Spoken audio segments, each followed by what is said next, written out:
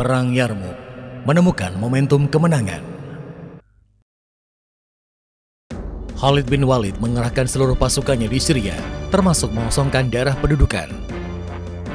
Kekaisaran Bizantium merespon dengan konsentrasi seluruh pasukannya. Mereka belum pernah mengonsentrasikan pasukan dalam jumlah besar untuk pertempuran yang menentukan. Hal ini berpengaruh terhadap suplai logistik pasukan Bizantium. Akibatnya, persiapan mereka di Yarmouk tersendat-sendat. Di medan pertempuran, kedua pasukan membentuk 4 kolom formasi tempur. Bizantium mengerahkan 4 kolom dengan kavaleri di belakang infanterinya, sedangkan pasukan Muslim menempatkan 3 kavaleri di belakang infanterinya, serta 1 kolom kavaleri cadangan.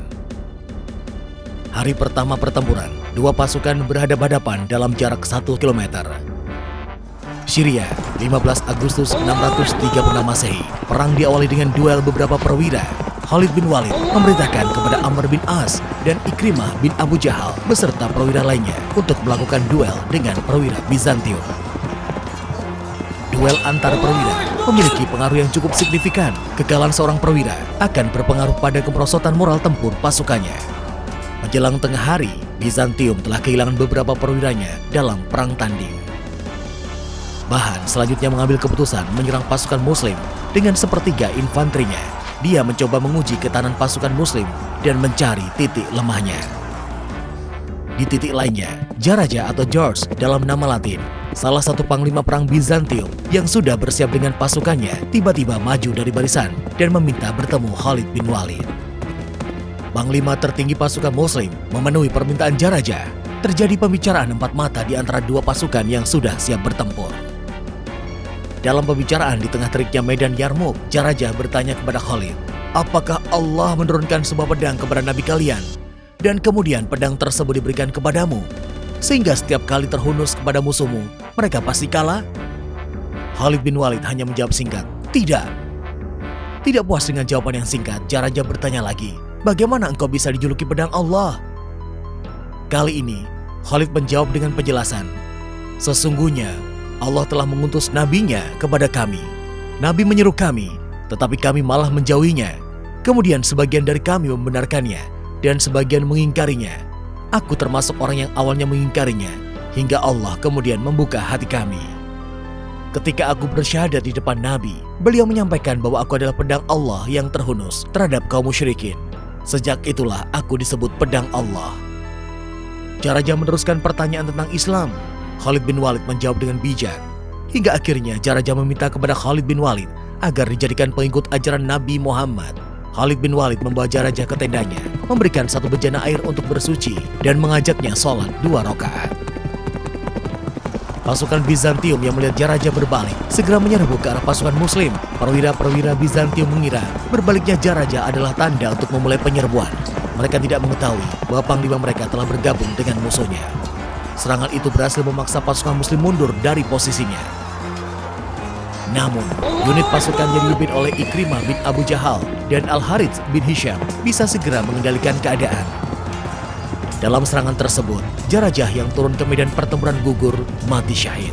Jarajah yang berbalik mendukung pasukan Muslim syahid ketika bersama Khalid bin Walid mencoba menghalau pasukan Bizantium yang menerobos di sela-sela pasukan Muslim.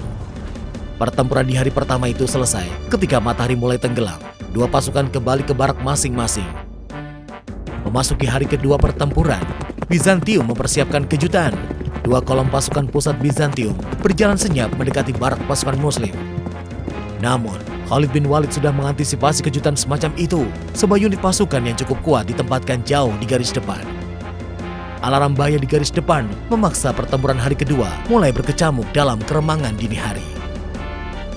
Ketika hari mulai terang, pertempuran telah berlangsung dengan sengitnya. Di bagian pusat, pertempuran terjadi secara seimbang. Pasukan sayap kiri Bizantium yang dipimpin Qanatir berhasil memanfaatkan keunggulan jumlah pasukan dan menekan sayap kanan pasukan Muslim yang dipimpin Amr bin As. Posisi sayap kanan pasukan Muslim yang mulai bergerak mundur membuat Amr bin As memerintah unit kavalerinya memberikan serangan balik.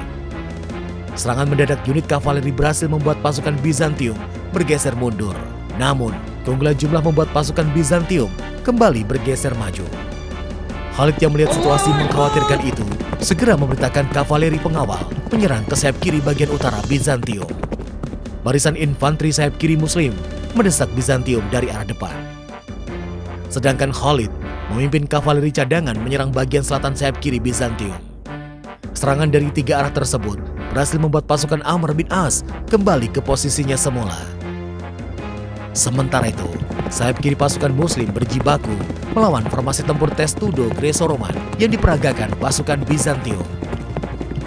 Kalah dalam jumlah dan persenjataan, pasukan yang dipimpin Yazid bin Abu Sufyan mulai tergeser mundur oleh pasukan yang dipimpin Gregory. Khalid yang melihat pasukan sayap kiri babak belur segera memberikan bantuan. Dharar bin Al-Ashwar dengan pasukan infanteri diperintahkannya menyerang bagian tengah kiri yang dipimpin Dairjan. Serangan dari Dharar bin Al-Ashwar berhasil memecah konsentrasi pasukan Bizantium. Khalid bersama kavalerinya menyerang bagian samping formasi Testudo Greco-Roman. Serangan dari depan dan samping berhasil merusak formasi tempur Testudo.